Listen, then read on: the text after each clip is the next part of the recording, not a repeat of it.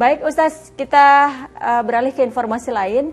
Kesal lantaran nasihatnya diabaikan, seorang ayah di Kabupaten Ogan Komering Ilir, Sumatera Selatan tega membacok anak gadisnya hingga terluka parah. Pelaku berusaha mengakhiri hidupnya setelah menganiaya sang anak. Petugas Puskesmas Tulung Selapan berusaha memberikan pertolongan medis pada gadis remaja ini usai dibacok ayah kandungnya. Sementara keluarga korban dan para tetangga berdatangan usai peristiwa berdarah tersebut. Akibat ulah ayahnya itu, korban menderita luka di leher dan punggung. Aksi penganiayaan itu dilatar belakangi rencana gadis berusia 16 tahun itu keluar rumah menggunakan sepeda motor. Kesal karena anak tersebut yang nama kita itu akan keluar rumah membawa sepeda motor. Mungkin dilarang oleh bapaknya atas nama Iwan, sebagai tersangka, tidak mau dilarang, tidak mau. Akhirnya tidak mau jalan, akhirnya Iwan naik pitam, marah. Pelaku yang sempat melarikan diri ke dalam hutan itu berhasil ditangkap dalam keadaan terluka di perut. Diduga ia mencoba bunuh diri usai melukai anaknya. Pelaku langsung dilarikan ke RSUD Kayu Agung untuk mendapat pertolongan, namun demikian ia tetap dijadikan tersangka oleh polisi. Akibat perbuatannya, tersangka dijerat dengan Undang-Undang tentang Perlindungan Anak dengan ancaman hukuman maksimal 15 tahun penjara. Dede Irwansyah melaporkan dari Ogan Komering Ilir, Sumatera Selatan. Astaghfirullahaladzim, lagi-lagi kita lihat emosi bisa berujung petaka bagi diri sendiri. Ustaz, bagaimana Rasulullah Shallallahu Alaihi Wasallam mengajarkan umatnya tentang adab mendidik, kemudian juga membimbing dan menasihati anak-anak, khususnya anak wanita? Ya, ini kekhususan. Seorang yang memiliki 3 anak perempuan, dikatakan 2 anak perempuan, dikatakan 1 anak perempuan, mendidiknya, mengasuhnya, ya menjadikannya ia solihah, maka kunna lahunna sitrom minan nar. Anak-anak perempuan itu akan menjadi hijabnya dari neraka Allah Subhanahu wa Ta'ala. Penghargaan. Berarti orang tua betul-betul mendidik anaknya dengan sebaik-baiknya. Betul-betul orang tua itu menjaga anaknya dengan sebaik-baiknya. Anak wajib berbakti kepada orang tua, tapi orang tua wajib memenuhi pendidikan anaknya, memenuhi akhlak anaknya, memenuhi kebutuhan agama anaknya, termasuk pula kebutuhan fisik materi anak-anaknya. Dan itu kewajiban yang tidak bisa bahasa kita ditinggalkan. Liyunfiq kullazi sa'atin min sa'ati. Hendaklah seorang ayah, seorang orang tua menafkahi anaknya, keluarganya dengan nafkah yang terbaik. Kata para ulama, nafkah terbaik itu tidak hanya dalam bentuk materi, ucapan yang baik, nasihat yang baik. Kalau kemudian anak kok belum mau apa yang kita sampaikan, diulangi kembali dengan bahasa yang lebih santun, dengan bahasa yang lebih menggugah. Mungkin kalau belum juga anak itu patuh, mungkin kita cari suasana yang lain, keadaan yang lain. Kita orang tua dituntut oleh Imam Ghazali lebih sabar dari anak. Kenapa? Karena kita mengalami pernah jadi anak. Maka orang tua harusnya lebih sabar dari anak.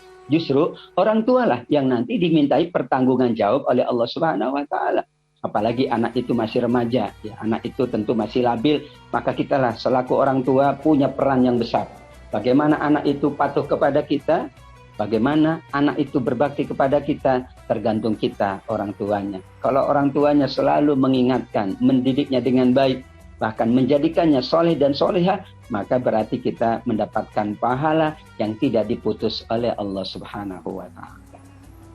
Ustaz, mungkin Ustaz bisa berbagi kisah kepada pemirsa tentang bagaimana Rasul mendidik anak-anak perempuannya atau mendidik anak perempuannya Siti Fatimah. Ya, Fatimah adalah putri Rasul yang sangat beliau sayangi. Karenanya Rasul Sallallahu Alaihi Wasallam tidak pernah membentak, tidak pernah memarahi, tidak pernah berkata kasar atau berkata dengan nada yang tinggi.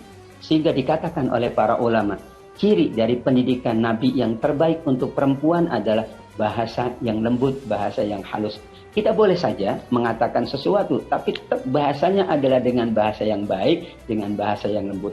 Yang kedua, Nabi selalu menjaga Fatimah radhiyallahu anha. Menjaga dalam arti meminta untuk beliau tidak melakukan perbuatan-perbuatan yang merusak atau yang mengotori fitrahnya. Sehingga perempuan ini kan memang berbeda dengan laki-laki. kelembutan, ya fitrahnya memang demikian, mudah disentuh, ya emosinya, mudah mungkin dia menangis dan sebagainya.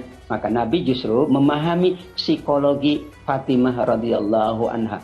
Bahkan pernah Fatimah karena ya sibuk membantu suaminya Ali bin Abi Thalib membuat roti untuk dijual dan dimakan sendiri, maka Nabi mengingatkan, wahai Ali, jika anakku Fatimah radhiyallahu anha letih, maka engkau hendaklah mencari yang membantu Fatimah. Demikian lembutnya Nabi Shallallahu Alaihi Wasallam, bahwa kaum wanita layak untuk dibantu, layak untuk dilindungi, layak untuk dibahasakan dengan bahasa yang lebih lembut. Bahkan dikatakan oleh Nabi, sungguh kaum wanita ini ibarat nama kayu. Ya, kayu itu kalau dikeraskan akan patah, tapi kalau tidak dikeraskan juga dia tetap akan demikian. Maka disitulah isyarat dari Nabi Shallallahu Alaihi Wasallam bahwa mendidik anak perempuan memang berbeda dengan mendidik anak laki-laki, lebih kepada bahasa yang lembut, lebih kepada sikap-sikap yang mulia, lebih kepada tuntunan-tuntunan yang mengingatkan akan fitrah dari seorang perempuan, dan Nabi amat sangat cinta. Dan ini Nabi selalu memeluk Fatimah radhiyallahu anha. Memang beda. Perempuan itu kalau dipeluk oleh ayahnya memang punya nilai yang berbeda. Oh, ayahku memelukku, berarti ayahku mengasihiku dan mencintaiku. Demikian juga kaum ibu layak memeluk anak-anak, baik itu laki-laki maupun itu perempuan. Tentu kaum perempuan atau anak-anak perempuan, ya apabila kita peluk, dia merasa nyaman. Dan itulah tanda ayah atau ibu yang betul-betul cinta dan sayang kepada anak-anaknya, insya Allah. Masya Allah, Ustaz. Tausiah tadi juga sekaligus menutup perjumpaan kita di segmen 2 Muslim Update kali ini. Terima kasih Ustaz Atabik Lutfi atas waktu dan tausiah yang sudah diberikan untuk seluruh pemirsa Ajwa TV.